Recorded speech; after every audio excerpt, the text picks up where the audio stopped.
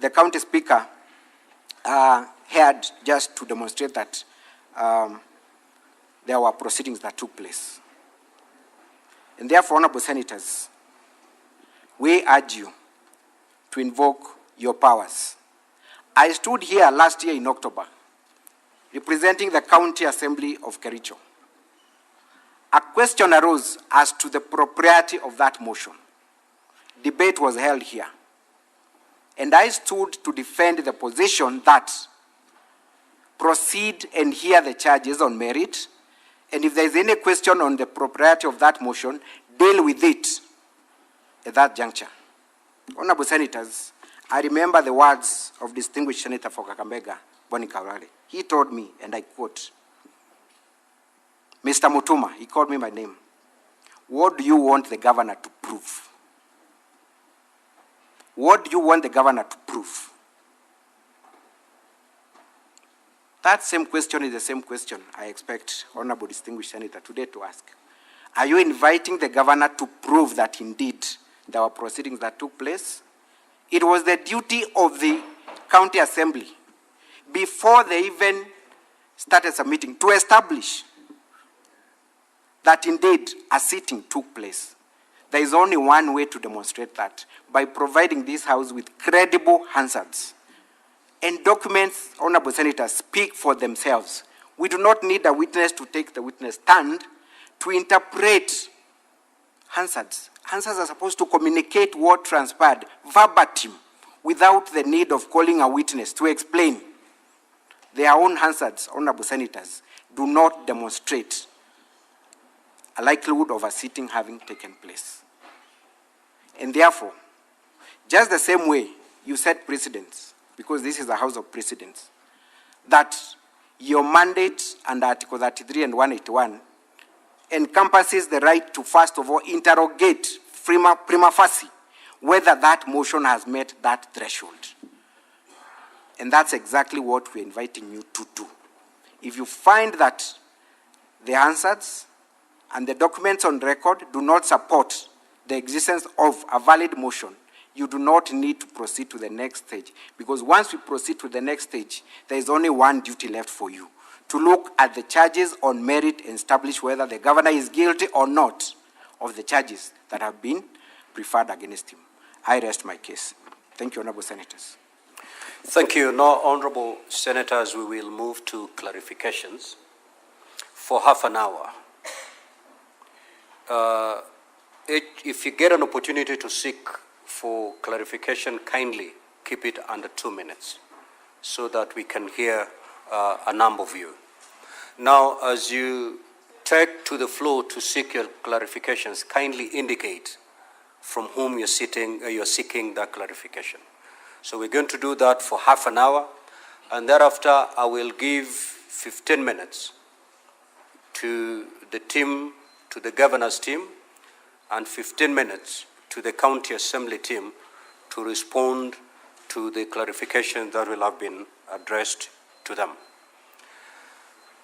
The Honorable Senator Cheriot, the Majority Leader.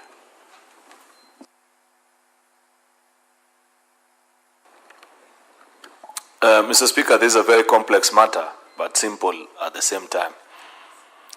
I'm struggling as I read the documents from the Assembly and the response from the Governor to establish who is a clerk in the County Assembly of Isiolo.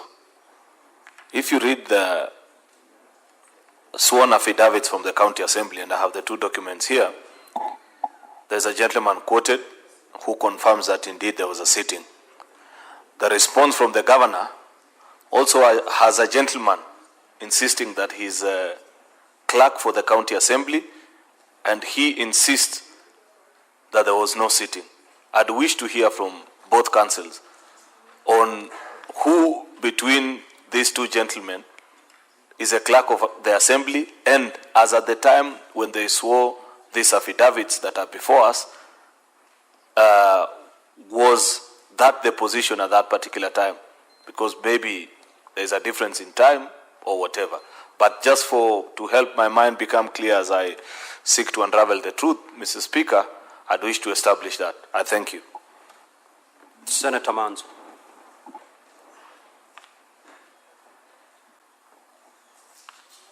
Thank you, Mr. Speaker, for giving me an opportunity to seek clarification.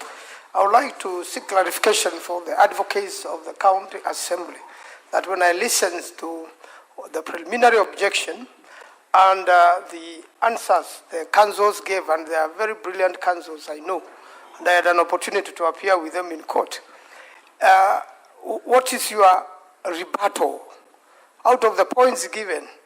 Could you point out your rebuttals 1, 2, 3, so that we can know what points? Otherwise, for me, I just heard a big lecture, and I didn't pick out the rebuttal points. I thank you, Mr. Speaker.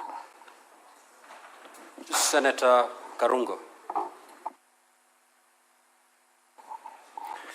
Thank you very much, Mr. Speaker. My clarification is, I do understand every house has Hansard. In most cases, like at the Senate, we have video recordings. So do we have the same for the county of Isiolo? Have they submitted the Hansard, the audio Hansard, plus the video Hansard for that day? So that goes to the county assembly and probably also to the governor. And the next question to the governor now, on that day that the governor was invited to appear at 9 a.m., did he appear at that particular time? Thank you, Chair. Senator Professor Tom Ojenda. Thank you, Mr. Speaker. I would wish to seek a few clarifications from Council on both sides. Let me start with the Council for the Governor, and I will ask Council Elisha Ongoya this question. Council, your preliminary objection is premised, one, that there is no motion because there were no sittings on the 18th and 26th June 2025. I want you to go straight to address the Senate on the affidavits that have been sworn in support of the fact that there were no sittings. Were there sittings? Were there assembly proceedings?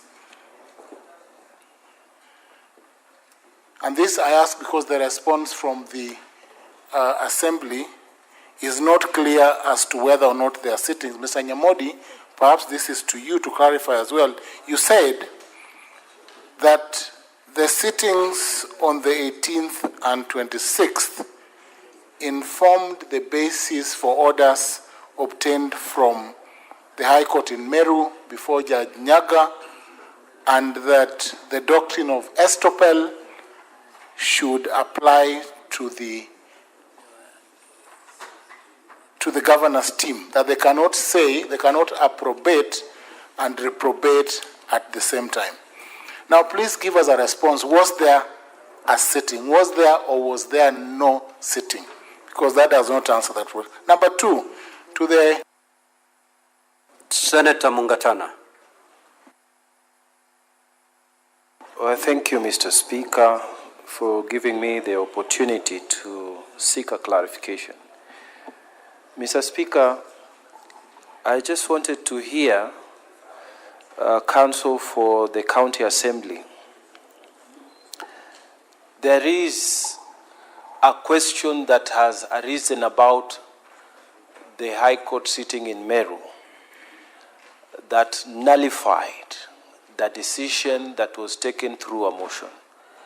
I wanted to know if they took time to appeal that decision, to seek a stay in that decision, or whether that decision of the High Court is still holding firm. And if so, what does it mean then for the arguments? Mr. Speaker, I submit. Senator Osotsi.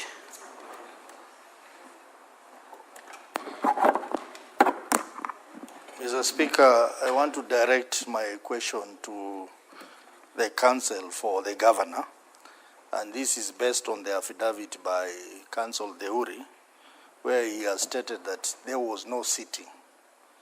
Mr. Speaker, I find this to be a very fundamental issue in this case, which will determine the direction that this matter will take.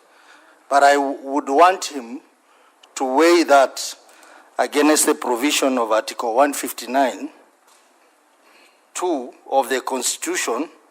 This is in regard to the judicial authority, where it says, in exercising judicial authority, the courts and tribunal shall be guided by the following principles. Most importantly, the principle D, that justice shall be administered without undue regard to procedural technicalities.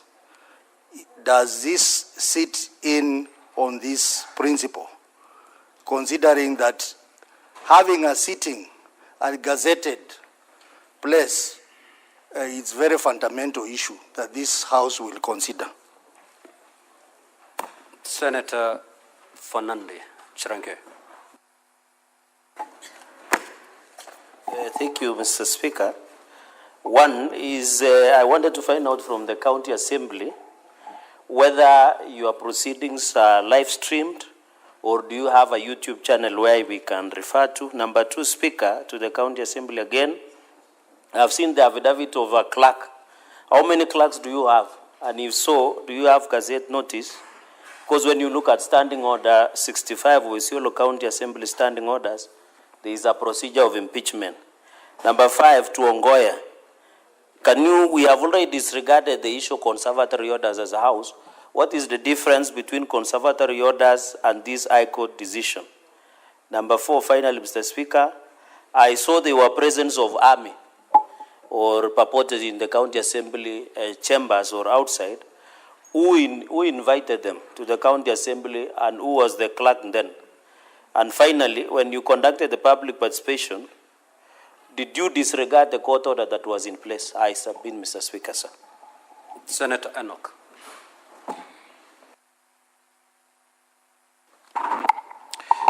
Thank you, Mr. Speaker. Mine is to the Council for the Assembly. Two quick issues. The Speaker, the answered. That is the official record of debates and proceedings in any legislative body. And you have attached a copy of the answered in your report.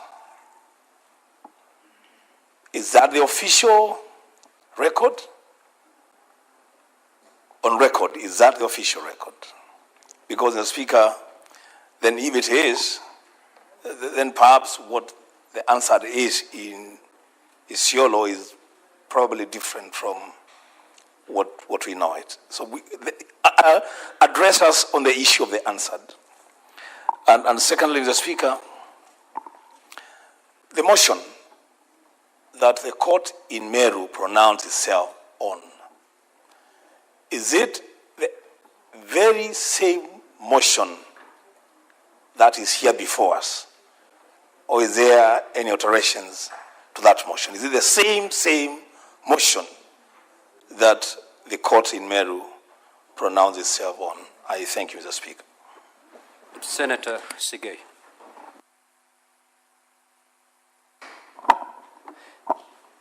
Thank you, Mr. Speaker. My question, or rather clarification, is to counsel for the governor. This is with regards to the validity of the motion that is before the House. You have, this is directly to my senior counsel, Ongoya. The motion before the Senate, you've said, must be solid, valid, and meets the threshold. Other than the decision or determination from the court as to the validity of the motion before the Assembly, is there any other deficiency in the motion that is before this House? Because you have made reference to the precedent set by this House in the Kericho impeachment motion, and page 147 of volume 4, you will note that the validity of the motion before the House was not one of the three issues that the Speaker in his determination highlighted as subjects that were to be determined at the preliminary stage, or rather at this stage. And secondly, to Councillor Nyamodi for the County Assembly, could you please speak to this aspect in validity of the motion of impeachment, where you have said it has got no effects on the proceedings that is before the House, if I got you right, because there wasn't any rebuttal on that particular submission from your end. Thank you, Mr. Speaker. Senator Momo.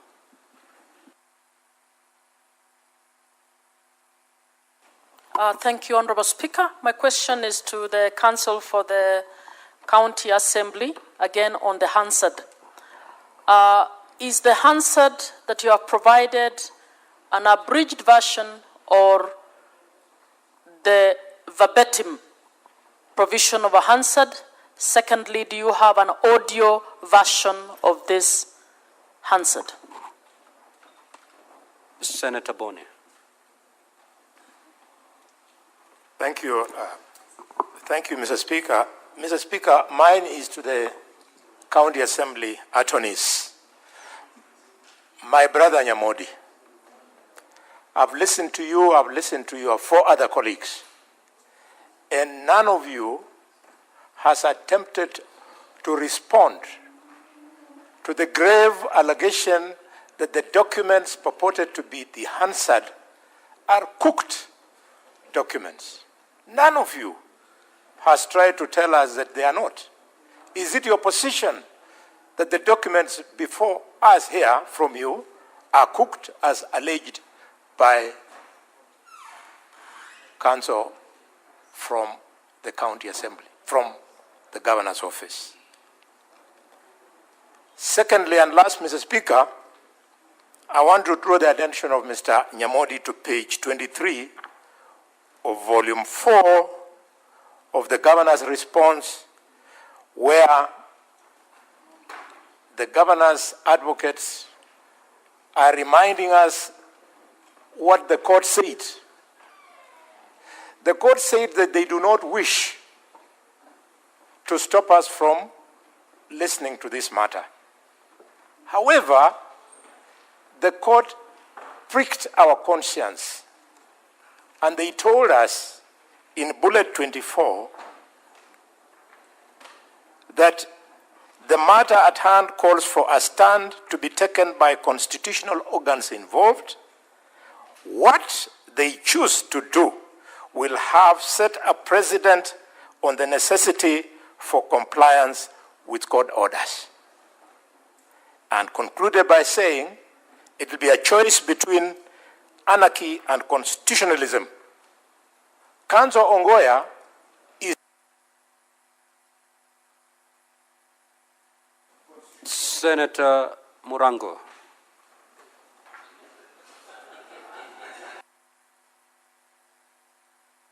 Senator Mundigi.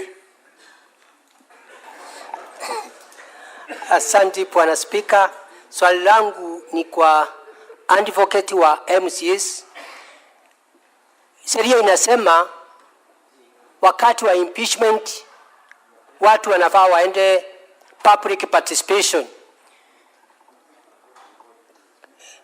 Advocate wa governor wanasema public participation haikufanyika njia ile inafaa.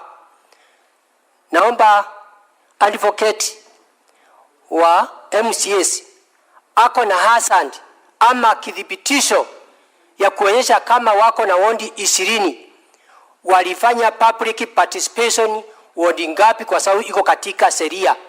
Na wakati walifanya wanaweza ako na kidhibitisho ya kuonyesha kama iko na hasand ama ni watu tu wali. Bwana Speaker. Senator Mundigi.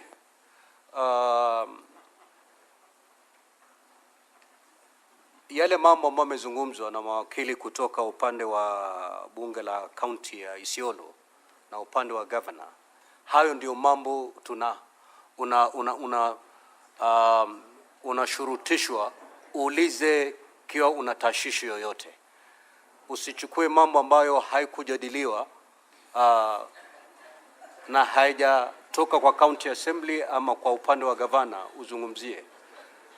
Ni yale peke yake ambayo yamezungumziwa ndio unaweza pengine ukiwa una tashishi unaweza kuuliza ili ifafanuliwe zaidi. Bwana Spika, hata hiyo swali langu nauliza linafanana na ile majibu alikuwa na jibu.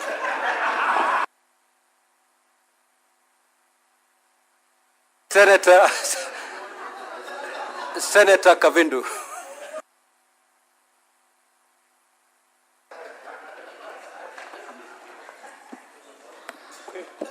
Mr. Speaker, my clarification I'm seeking from the county government of Isiolo.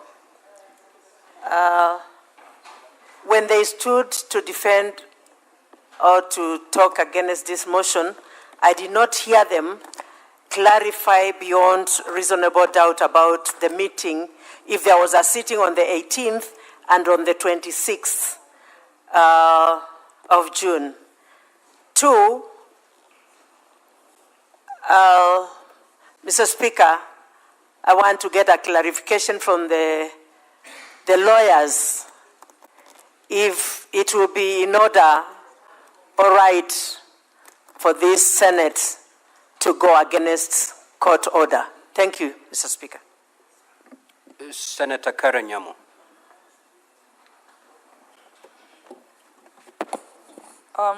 I want to clarify I want to seek clarification from the advocate of the county assembly of what the all the procedures met. Was there a quorum? Was there a notice given to the MCAs of this sitting? Was the governor given due notice? Just to try and establish if all the procedural rules that appertain to this kind of motion were met. Senator Omtata. Honorable Speaker, thank you for the opportunity. I would like to clarify from the councils for the county assembly whether or not there was a court order issued against the proceedings that eventually resulted in the impeachment that is before us for trial. So whether there was a court order or there was no court order. Thank you, Mr. Speaker. Senator Methu. Thank you very much, Mr. Speaker. My clarification, I want to seek a clarification from the team from the county assembly. There has been a fundamental issue that has been raised by the councils for the governor, that the Isiolo County Assembly did not sit, and they have gone ahead to give us reasons why they believe that the county assembly did not sit. I have not heard in your rebuttal an attempt to prove to this House that the county assembly of Isiolo actually sat, because that is an extremely fundamental issue, because the council for the governor has gone ahead to say that then if there was no sitting of the county assembly, then there is no motion before this House. That would be an extremely fundamental issue that we must get to understand, especially from the county assembly, whether indeed there was a sitting of the county assembly on this particular matter. Senator Paris Tobiko.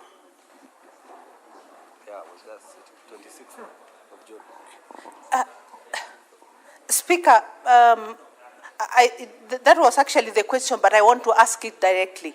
Can they confirm and they should... If it's already been asked, Honorable Senator. Speaker, let me put it differently. And just to remind them that they were under oath. And they must confirm if there was a sitting on the 26th of the County Assembly of Isiolo. Now, Honorable Senator, the advocates are not under oath because there are no witnesses in this matter. Senator Mofire. Thank you, Honorable Speaker. My concern was preempted by Senator Bonalwala and Senator Manso, because my concern was I listened to the charges. So it's already been preempted. Yeah, but Just take your seat. I thought I could make some further clarification. Honorable. No. Senator S.C. Okenyuri.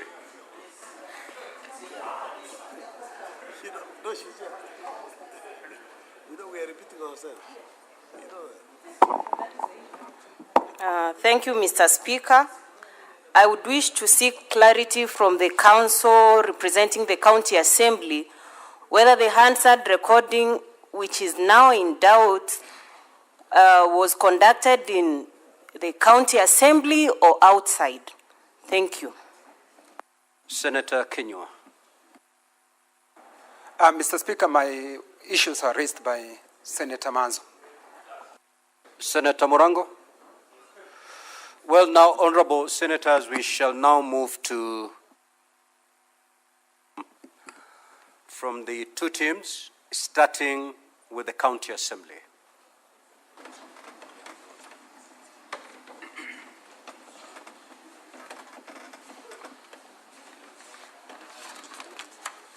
Now, I had already indicated the time available to you. 15 minutes to the team from the County Assembly and 15 minutes for the governor's team. You may proceed, Council. Thank you very much, Mr. Speaker. I want to start from the top, Senator Cheruiyot. You are correct. This matter is as complex as it is simple. Who is the clerk? Is it the clerk who swears an affidavit in the governor's statement? Is it the clerk who swears an affidavit in support of the impeachment motion? Mr. Speaker, it is the position of the County Assembly that the governor captured the clerk. That is a matter of evidence, and that is evidence that we want to lead.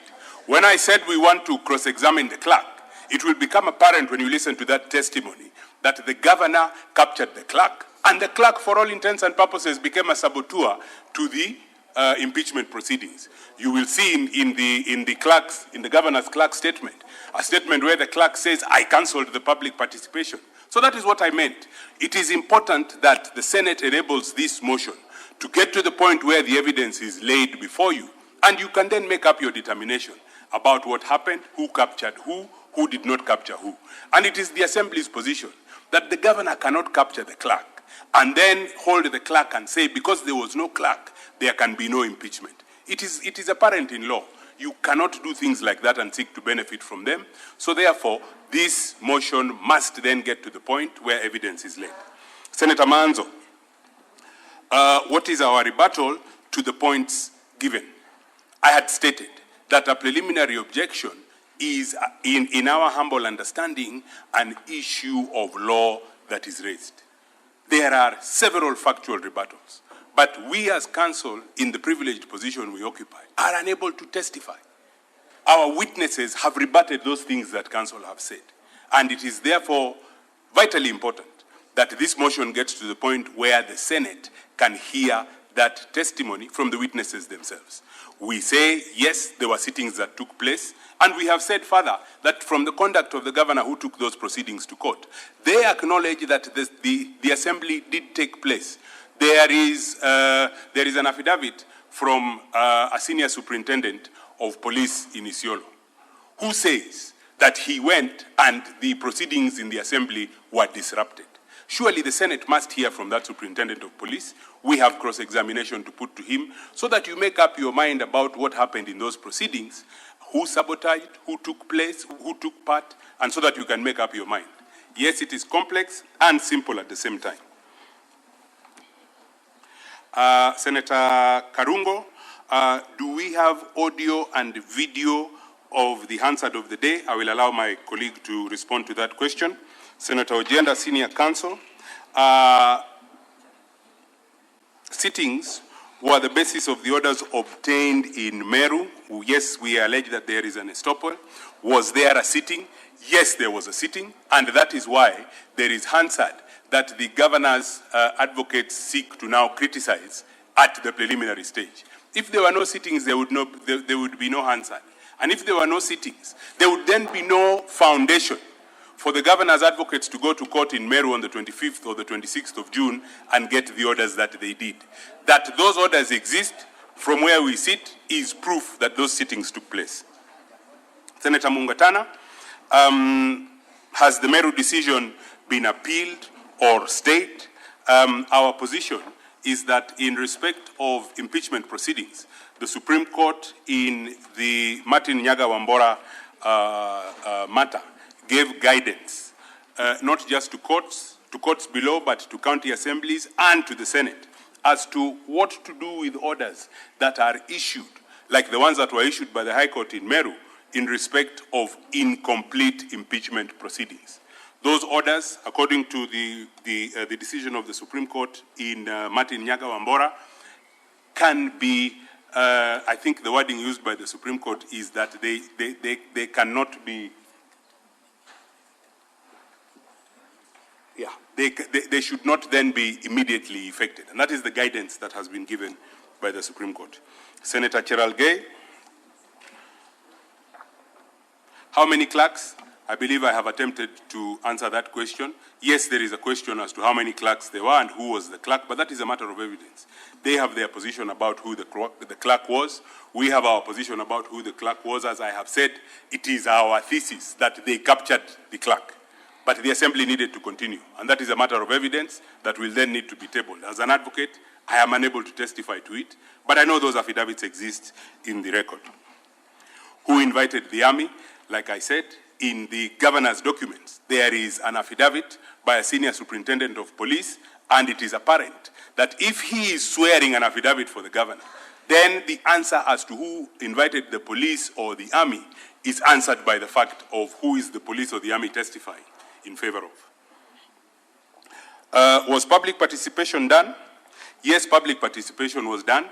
Was public participation done in disregard of the court order?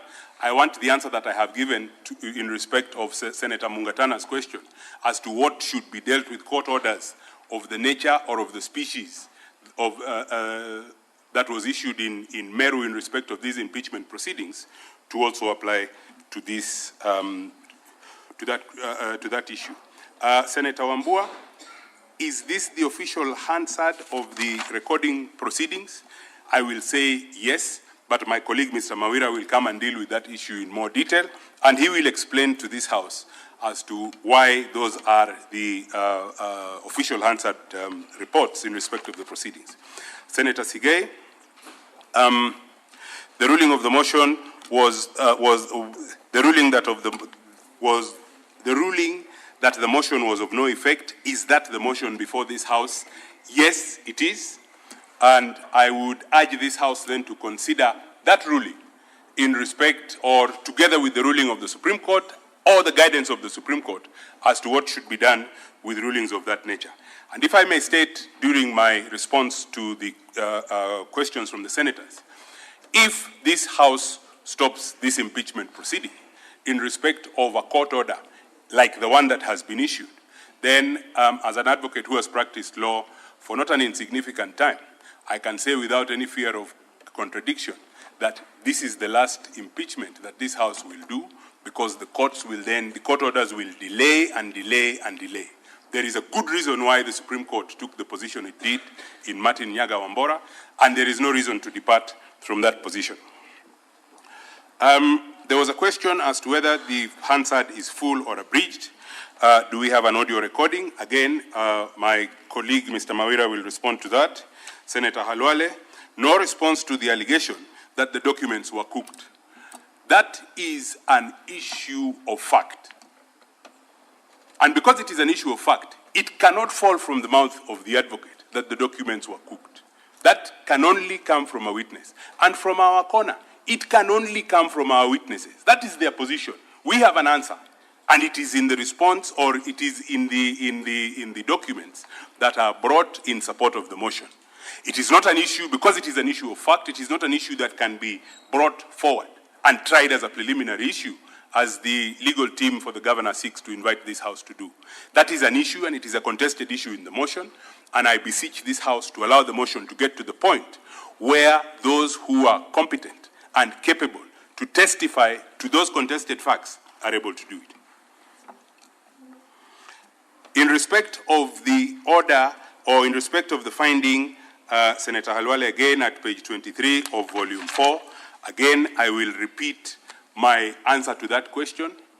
This is an order, the species of which was envisaged by the Supreme Court in Martin Nyaga Wambora.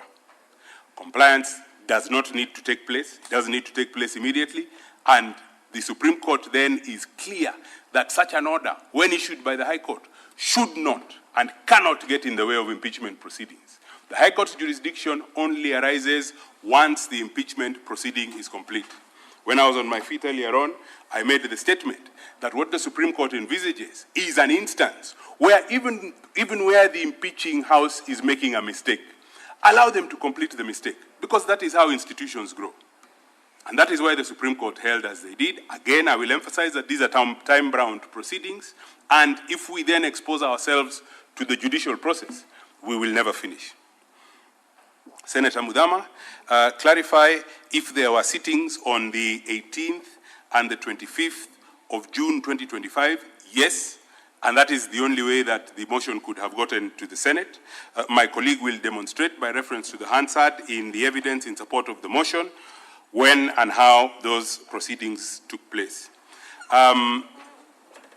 Would it be in order for the Senate to proceed against a court order? Mr. Speaker, I will ask to perhaps add a word in the question that was put to us by Senator Mudama. Will it be in order for the Senate to proceed against an unlawful court order?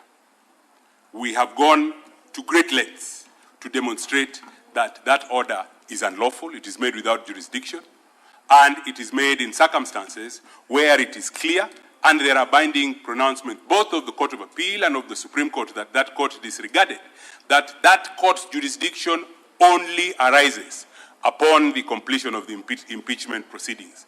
Those proceedings have not been completed, and that order is therefore to be ignored. I cede the rest of my time to my learned colleague so that he can cover the other important issues.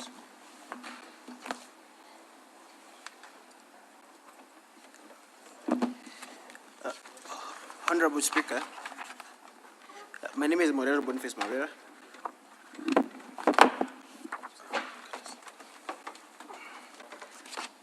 On the first question by the majority leader, on who is the clerk of the assembly at the moment, from the Salad Boru's affidavits, the clerk of the assembly, he has sworn an affidavit in support of the governor, in support of the governor's case. From his own affidavit, he confirms that he was sent on leave on 16th of June. He was sent on compulsory leave on 16th of June of 2025.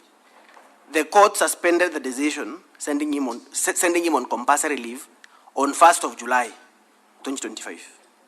The motion that is before you was tabled on 18th of June when the clerk was on leave. It was debated on 26th of June of 2025, still again when the clerk was on leave.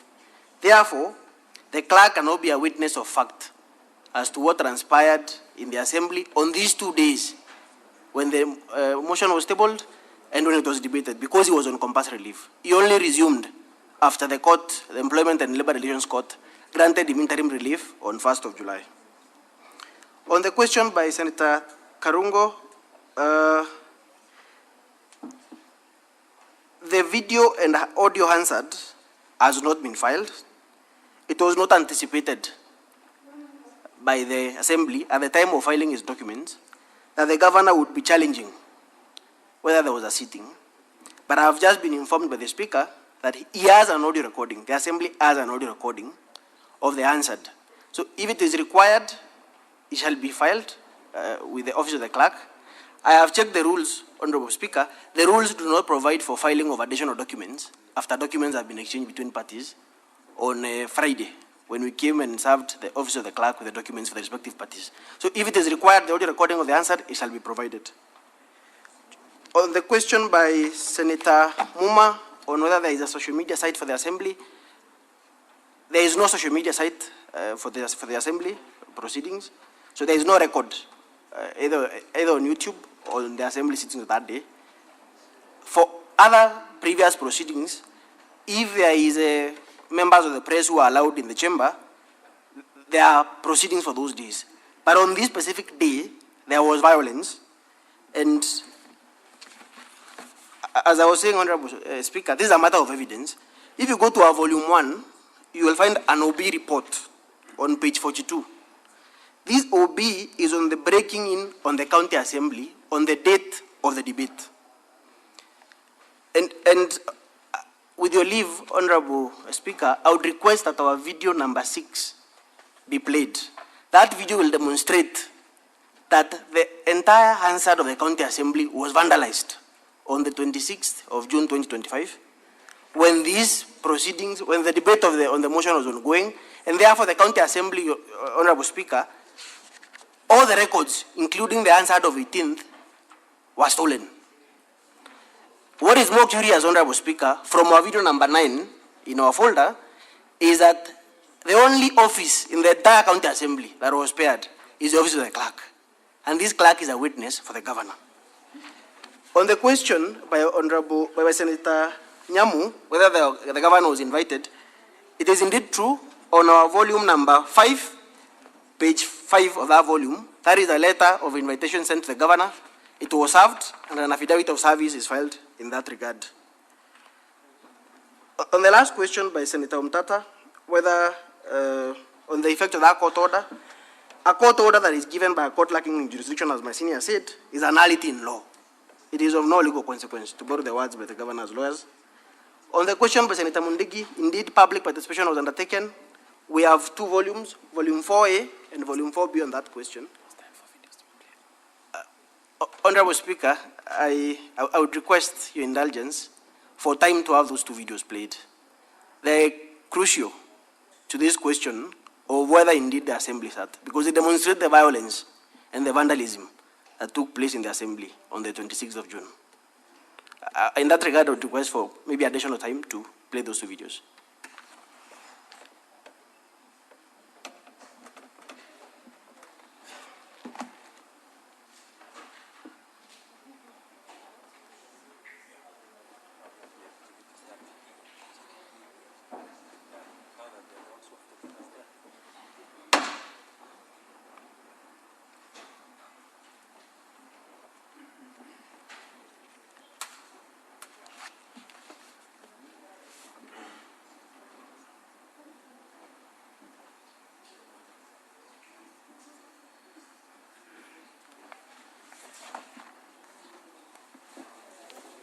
Counsel for the Governor.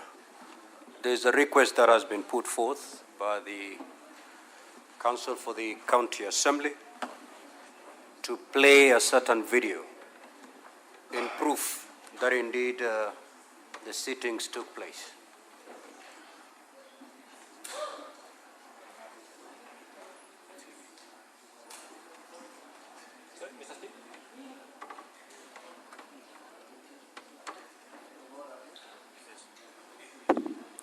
Thank you, Mr. Speaker. May I seek your indulgence to understand the issue? Do I understand the request by the County Assembly Council to be that a video can be played here which will show that the sitting took place? Because if that is the request they are making, then they can play it. We see where that sitting took place. We'll also be glad to see it ourselves. Now, Counsel for the County Assembly, it is your case. The question that is before you, there has been an assertion from the team of the Governor that no sittings took place. Now, you've decided to play a video in response to that allegation. Is that video going to show us a sitting taking place? Or is it a video showing us a sitting never took place because of certain reasons?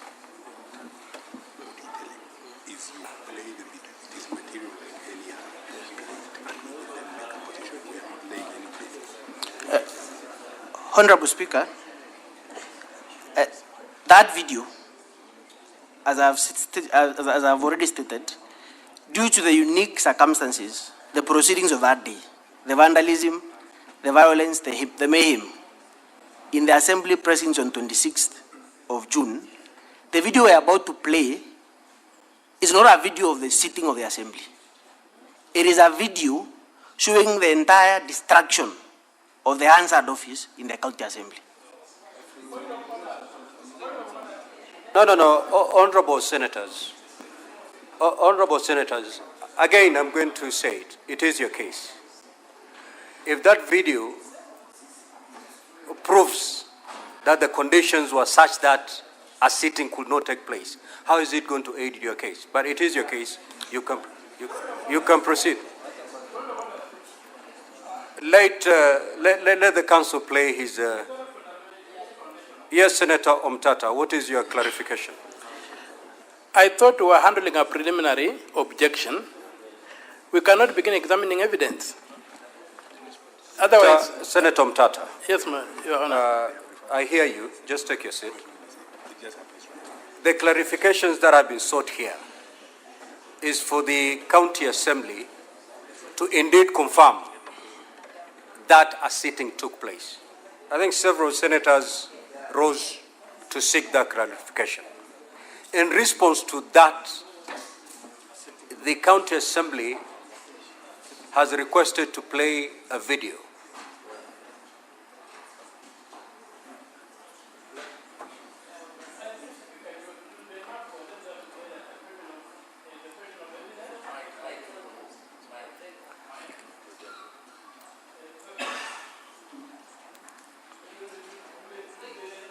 I'm just to say, it's a question of evidence that is contested, and that's all we need to know. If it's a question of evidence contested, then we shall deal with the evidence when we get there. If we begin looking at the evidence now, I would rather we just deal with matters of law, which are matters of preliminary objection, and they had argued it well, and they had said it's a matter of evidence. And if that's the case, that's a matter of evidence, then what's the fate of the PO? Very well, Honorable Senator. You will make that decision when you debate and vote on the motion. Just hear what the county assembly wants to show you. It is upon you, using that same line of argument, to either take it or leave it when the time for making decision arrives. You may proceed. Honorable Speaker, the video we are about to play, and I'm responding to the concern that was raised, is not to demonstrate that the circumstances were that it was not possible to hold a sitting. Our position is that there was a sitting of the assembly. However, due to the violence and the disruption, and I don't want to go to affidavits, Honorable Speaker, because that's a matter of evidence, as Senator Omtata submits. The circumstances after that sitting were that the Hansard report was vandalized, and that is why, Honorable Speaker, as we came to Senate and as we exchanged documents, the Hansard that was filed was not a recording of the actual sitting of the assembly. The Hansard was vandalized after the sitting. So, Honorable Speaker, with your leave, if the assembly can be allowed to, that audio recording... Honorable Senators, kindly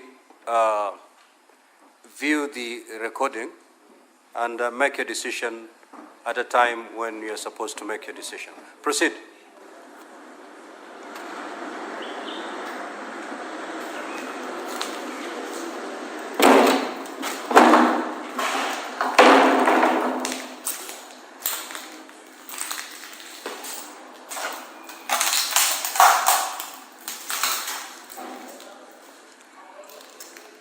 Jigi in the boardroom, hakuna kitu ndani boardroom.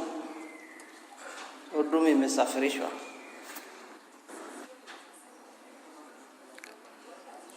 And also video number 9 that shows the office of the clerk.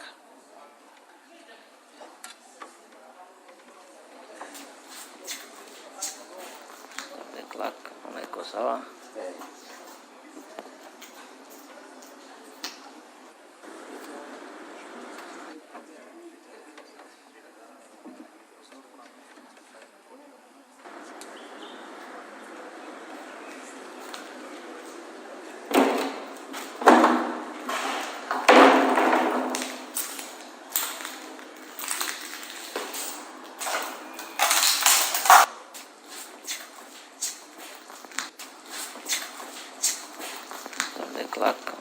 Sawa.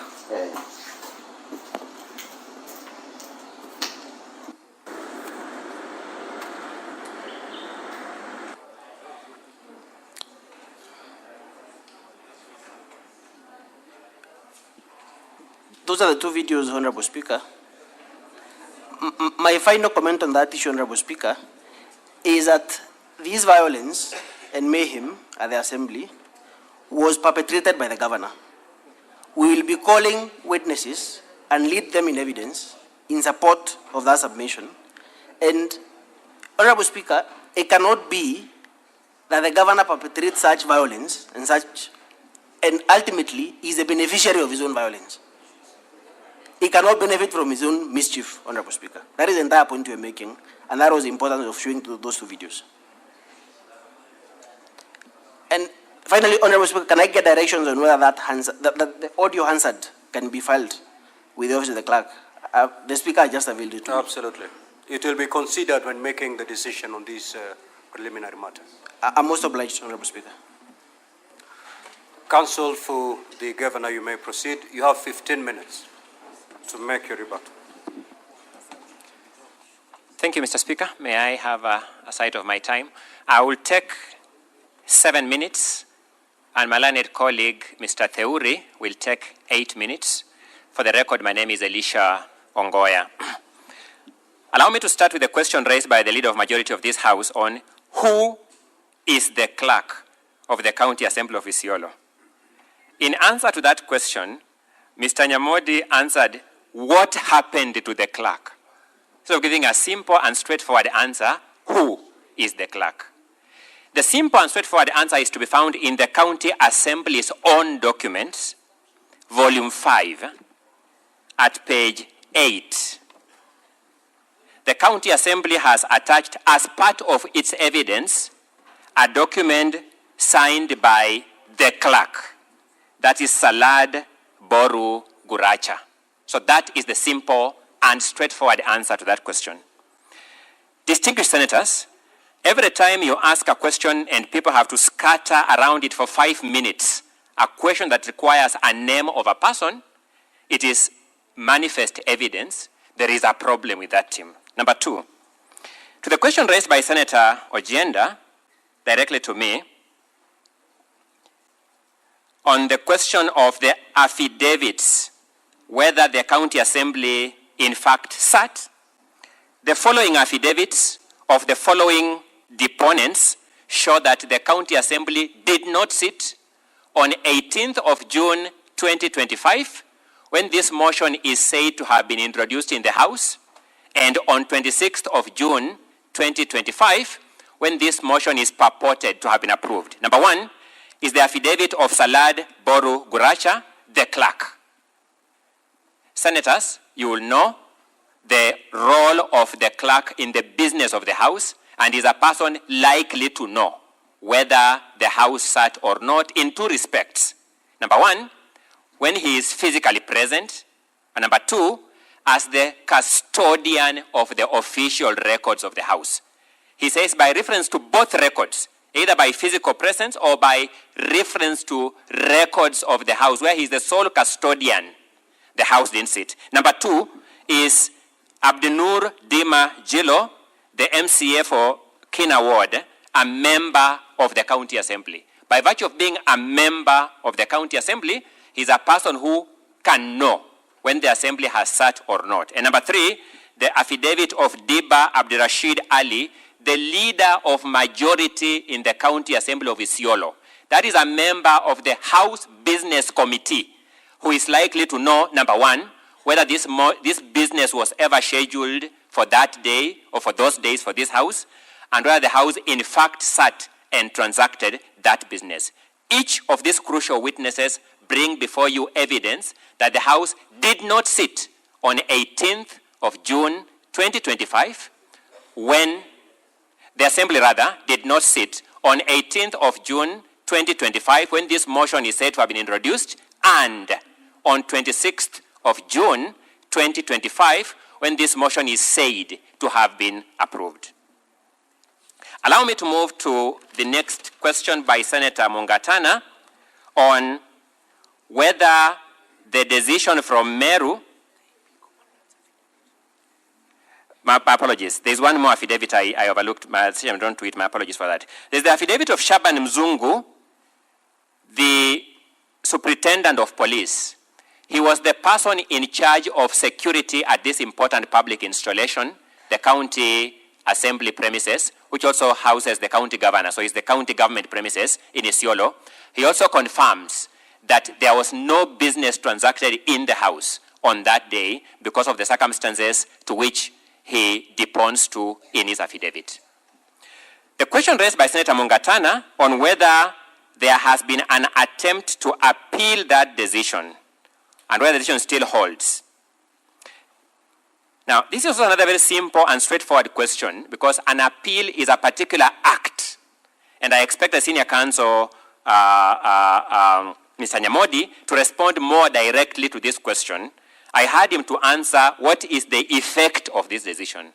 Senator Mungatana, the simple and straightforward answer to this question is that not even a notice of appeal, forget about the appeal itself, has been lodged in respect of this decision. Not even a notice of appeal. So, not only has the county assembly not appealed this decision, they have not even shown an intention to appeal, which is normally signaled by a notice of appeal. To the question raised by Senator Cherargei, my answer is as follows. This was not a conservatory order. This house has historically had issues with conservatory orders granted ex parte. The order we have here is an order granted after hearing both parties. In fact, when you look at the record of the ruling of the court narrates the order of events, the assembly lawyers were even given time to go to their clients and take instructions and come back and address themselves. So this was an order made after hearing both parties to the dispute, and this is what distinguishes this from the other conservatory orders that this house has had occasion to deal with in the past. Senator Wambua asks us another straightforward question. Is the motion we are dealing with in this house the same motion that the court dealt with in Meru?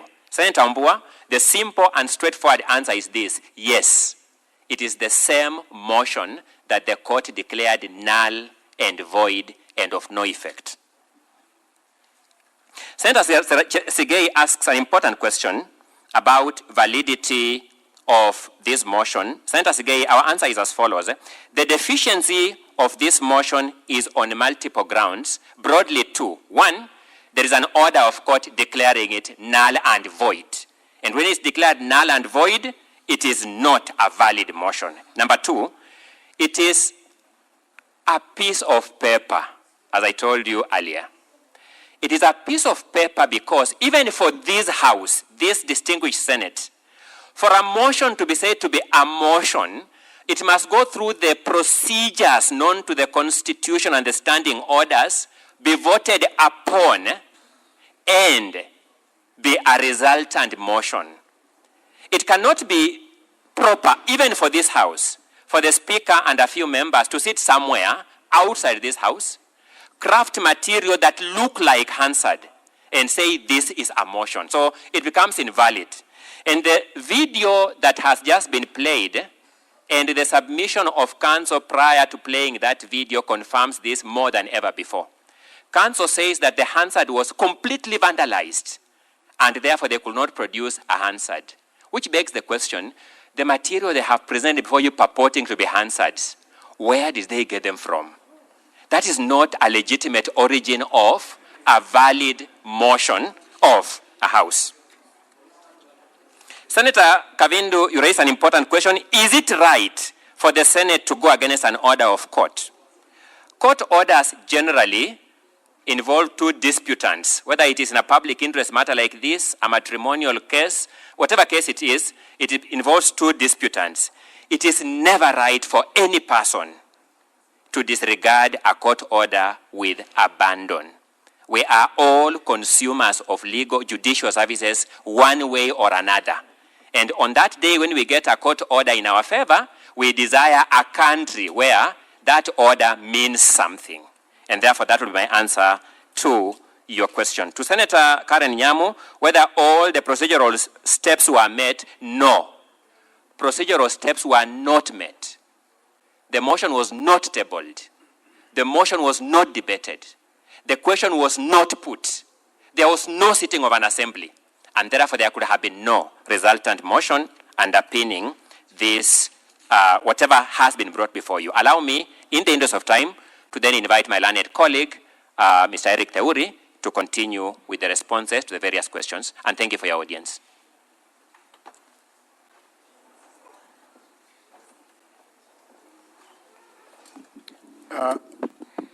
Honorable Speaker, I would take maybe a minute or two in view of the very substantive responses that have come from my colleague, Mr. Ongoya. I think the only question I have is one that was posed by Senator Karungo. At the time when the governor was invited, he was in his office, and at 9 a.m. or at no time was there a sitting. And so there was no way that the governor could attend any sitting because none was held. There was a question that was posed by Senator Osotsi with regards to Article 159 of the Constitution, and my answer to you is that the question we are raising is not one of technicalities. It goes to the root of the dispute that is before the Senate. There must be a resolution, and in the absence of a resolution, the jurisdiction of the Senate has not been properly invoked. And so therefore it is not a technical, procedural issue that can be cured by Article 159, subsection 2, but rather it goes into the question of the merit and whether the authority of the Senate has been properly invoked, and we have submitted that that has not happened. I think those perhaps are just the only questions that had not been responded to and posed to our side. But, Honorable Senators, let me just remind you that the question with regards to the sitting is one that is extremely critical, and our position still remains that there was no valid sitting of the 18th or the 26th, and that is abundantly clear when you listen to the responses that are coming from the Assembly. You do not know on which side of the mouth they are speaking from. In one instance, the Hansard was destroyed. In another instance, the Hansard is a true record of the reflection of the proceedings that were held in the House. And so that question is the question that we have submitted on, and we urge this Honorable Senate to find that there are no proceedings known in law, and so therefore there cannot be a resolution that has been presented to this Honorable Senate to deliberate on. I rest.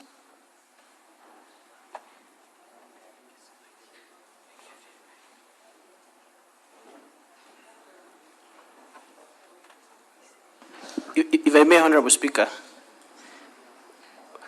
with your leave, Honorable Speaker, I request to clarify something that Ongoya Council has misquoted me.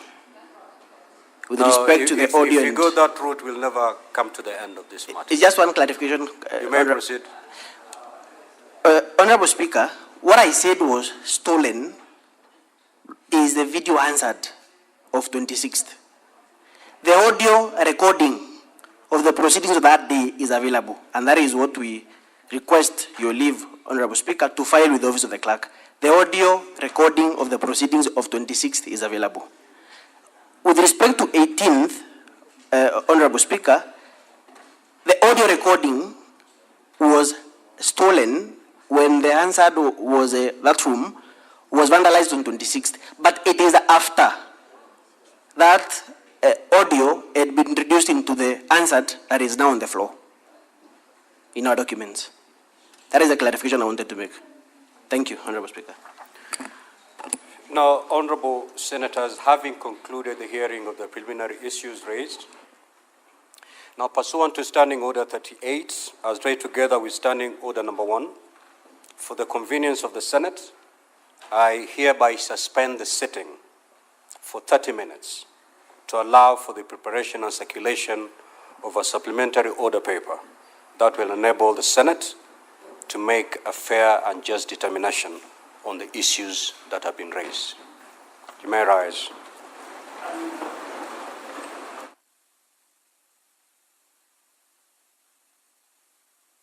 Well, that is the directive by the Speaker, a suspension of 30 minutes to allow for the circulation of supplementary order paper. This suspension of the House for 30 minutes, the House will, after 30 minutes, resume these sittings where senators will be voting whether to continue with the hearing of the impeachment matter before the House, or the other option is whether they'll be agreeing with the Council for the Governor that indeed the preliminary objections raised before the Senate this afternoon and in the morning do hold water. And in the event that the senators vote to agree with the Council for the Governor, the matter ends there. But in the event that they do not agree with that appeal by the Defense Council, then the House proceeds to hear the matter fully before determining it on the 10th. So, as the Speaker walks out of the chamber, closely followed by the members of the Senate, allow me to take you back to the Broadcasting House for our normal programming. We'll be resuming